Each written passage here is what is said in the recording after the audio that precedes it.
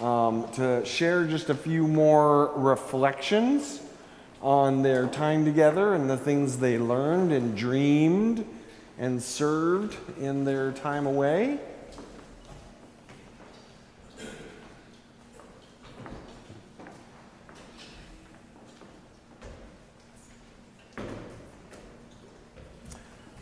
While they're setting up, I have to say there was an element of great resilience to our mystery mission trip.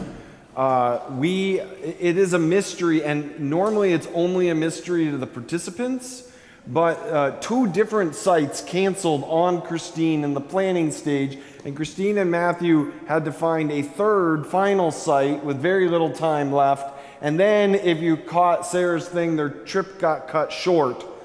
Everything about that trip was about dreaming how we're going to make this happen, and a resiliency and a can-do attitude. So that itself is a wonderful witness to God's presence with us. So what made you all want to, or what convinced you to want to go on whichever trip you went on? Oh, wait, we have a microphone that we're going to share around so that... Huge thank you to the youth leaders.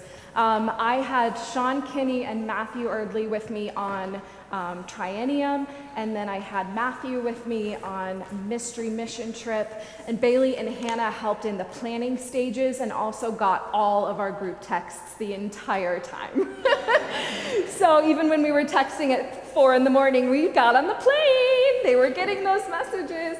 So I am just so blessed to have these 4 leaders who give of their time and their energy and made this happen. I could not have done it without you guys. So thank you so much.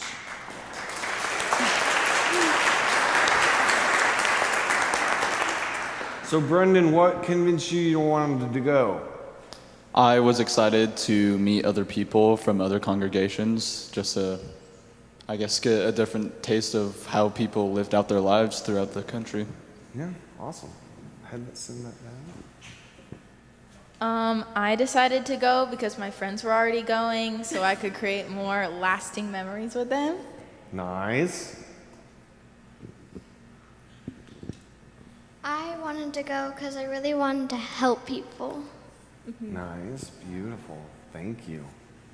And in the going, what was something that was outside of your comfort zone that you didn't think you could handle, or however?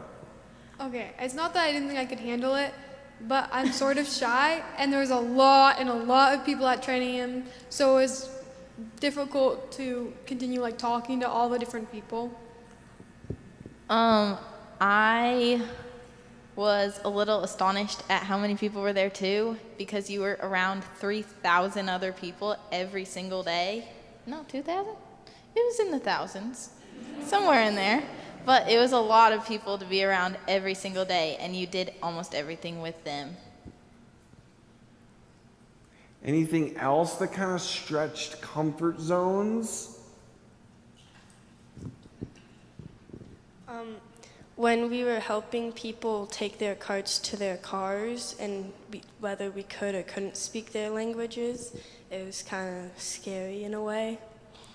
Could you tell us what taking carts to their cars meant? Basically, they would go through a food pantry, and then they would come out, and we would join them when taking their carts full of food and stuff to their car, to a spot where someone would pick them up and just take the carts back for them. Beautiful. Sarah, want to elaborate a little? No. To say that some of the youth were really nervous at first about walking to the cars with people, and understandably, because it's unknown individuals in an unknown place.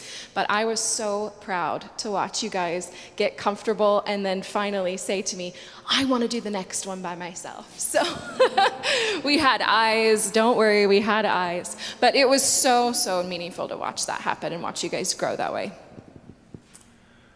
What is something you maybe learned from something you didn't expect? Jacob doesn't expect to encounter God in that dream.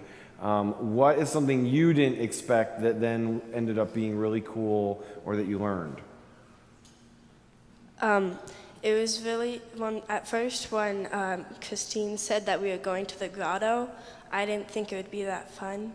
But then it ended up being really cool and fun, getting to walk the labyrinth. And then we went to this big building that had glass and could see the whole city.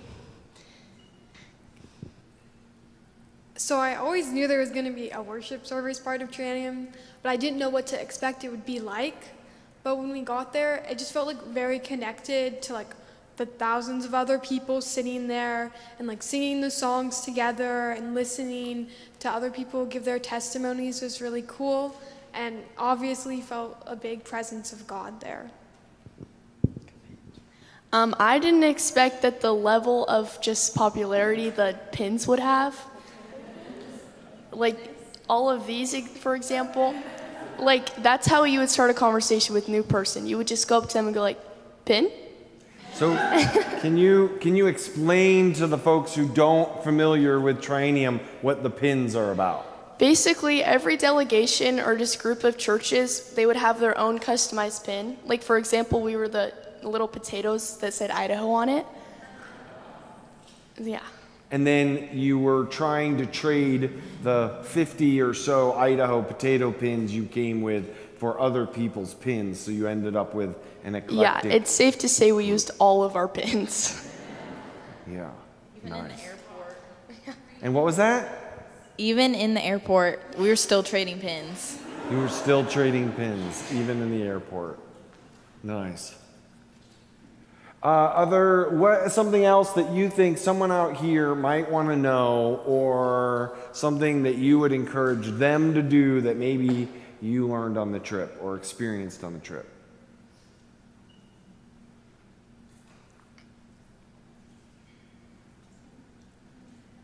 Just something that you think they might want to know, something you woke up from a dream, now you're back here, what would you like to say? You should try this, you should do this is something I learned, and I hope you find a way to do the same thing. For instance, rolling out a cart at a food pantry is something you can do here on every Monday.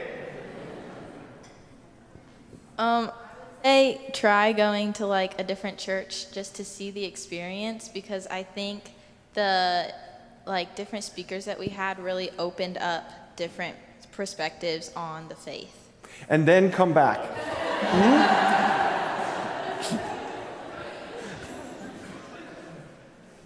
Yeah, anything else?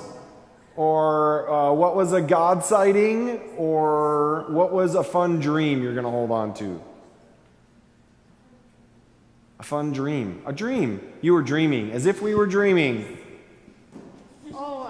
This crazy hallucination dream at 2 a.m. in the morning that there were fireworks going off right outside our windows, hitting the windows. That was great. The Cheez-Its? What? Those are pretty good. Okay, that was weird. I feel like a big thing we talked about was what Christine was mentioning in the children's moment, was that you can go through your life with your own dreams for yourself, but you often find that God has his own dreams for you, and that can play out in your life. And I feel like some of the preachers during that talked about that, how they didn't expect to become a pastor, but then it just happened to them, and they found their faith and helping others through that. Yeah, one thing I took away is just the community. One guy, I can't really remember his name, but his sermon was about how God calls all of us, not just one person, to a mission, and how just to bring that level of community into service every day. Beautiful. We are so grateful that you all use some of your summer to go on these trips, to learn, experience, stretch your comfort zones, do a little dreaming, and then bring those dreams back to us. Thank you for sharing your experience.